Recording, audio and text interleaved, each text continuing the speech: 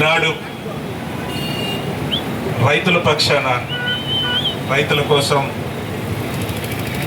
ముఖ్యంగా మొక్కజొన్న రైతుల కోసం దీక్షా కార్యక్రమాన్ని చేపట్టిన మిత్రులు, పెద్దలు మా మురళి అన్నని మనస్ఫూర్తిగా కూడా అభినందిస్తూ ఉన్నాను. మురళి అన్న నాకు రాజకీయాల్లోకి రాక మునిపే పరిచయం.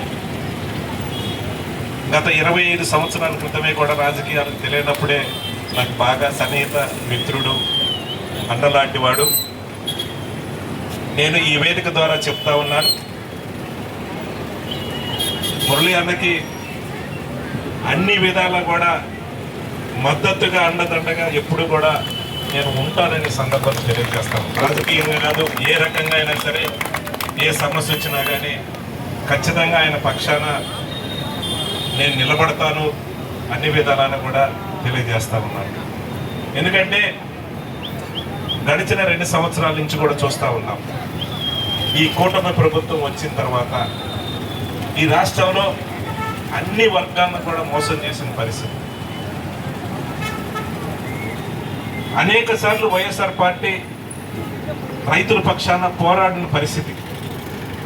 ఎందుకంటే గతంలో మన నాయకుడు జగన్మోహన్ రెడ్డి గారు మామిడి రైతుల కోసం కానీ,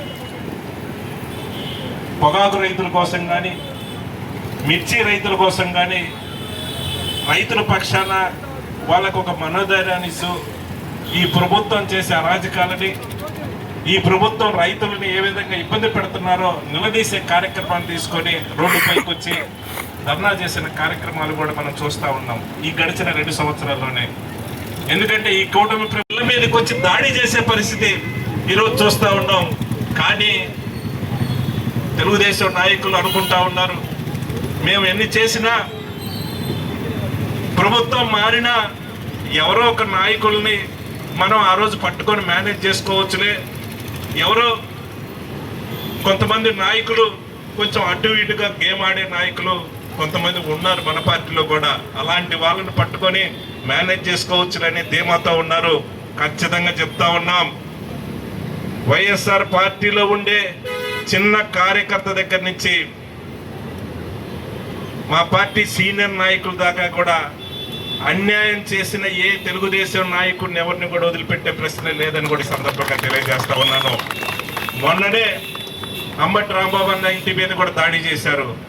నేను ఈ వేదిక ద్వారా చెప్తా ఉన్నాను, రాంబాబు అన్న ఇంటి మీద దాడి చేసిన ఏ నాయకుడిని కానీ, తెలుగుదేశం సంబంధించి ఏ సానుభూతి పరుణ్ణి కూడా ఎవరిని కూడా వదిలిపెట్టడం, అంతకి 10 రెట్లు వాళ్ళు అనుభవిస్తారు. ఏ నాయకుడు కూడా వాళ్ళని కాపాడే పరిస్థితి ఉండదని కూడా సందర్భంగా తెలియజేస్తా ఉన్నాను. ఇదే కాదు, ఈ రాష్ట్రంలో చూస్తే అనేక చోట్ల వాళ్లే గొడవలు చేస్తారు, వాళ్ళే అన్ని విధాలా కూడా ఇబ్బంది పెట్టే కార్యక్రమం చేస్తారు.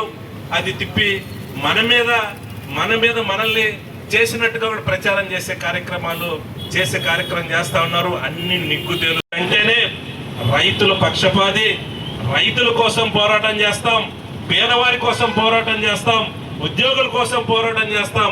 అన్ని విధాలా కూడా ఈ రాష్ట్రంలో పేద ప్రజలకి అన్యాయం జరిగిన ఖచ్చితంగా వైఎస్ఆర్ పార్టీ నాయకత్వం రోడ్లు ఎక్కుతుందని కూడా సందర్భంగా తెలియజేస్తా ఉన్నాను. ఈరోజు మండు టెండలో మురళి అన్న ఈరోజు దీక్షా కార్యక్రమాన్ని తీసుకున్నాడనంటే వైఎస్ఆర్ పార్టీ నాయకులకు ఉన్న చిత్తశుద్ధి ఇదని కూడా సందర్భంగా తెలియజేస్తా ఉన్నాను.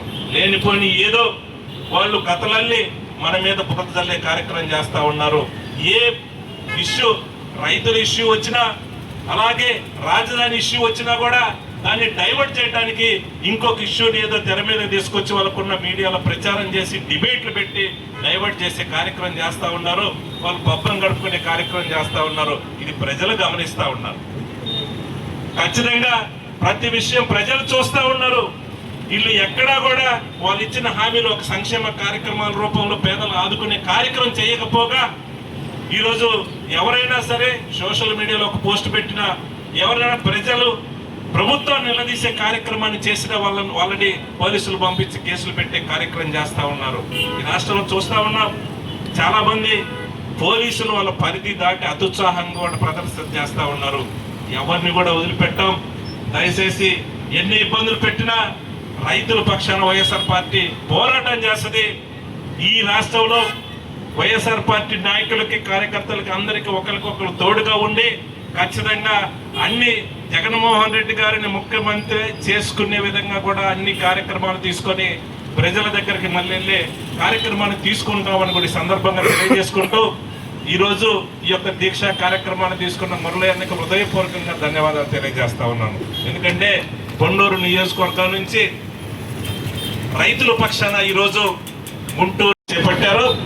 అలాగే ఈ యొక్క దీక్ష కార్యక్రమానికి ఉమ్మడి జిల్లా నుంచి కూడా, ఉదయం నుంచి కూడా చాలా మంది సీనియర్ పార్టీ నాయకులు అందరూ వచ్చి సంఘీభావం తెలిపిన వాళ్ళందరికీ కూడా పేరు పేరున కూడా ధన్యవాదాలు తెలియజేసుకుంటూ, ఇప్పుడే నా పక్కన కూర్చున్న రమేష్ అన్నకి, మిత్రుడు నాగార్జున యాదవ్కి, అలాగే ఇక్కడున్న నా సోదరిమణులకు, కార్యకర్తలకు, మన కన్వీనరు కిరణ్ మిత్రుడు కిరణ్ గారికి అందరికీ కూడా నేను హృదయపూర్వకంగా ధన్యవాదాలు తెలియజేసుకుంటూ సెలవు తీసుకుంటున్నాను. జై జగన్, జై జగన్.